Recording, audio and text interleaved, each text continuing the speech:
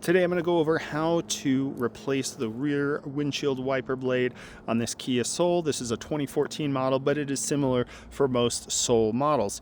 So first thing we're going to do is anytime you change your wiper blade, it is good to clean the windshield and get any dirt that's on it off before you cycle the blade over. We're going to step up here. First step here is you just pull this back like this, and then it will hold itself right here. Next up, I'll also have a link in the description for the replacement on this. Next part is that you take this and you literally just go like that.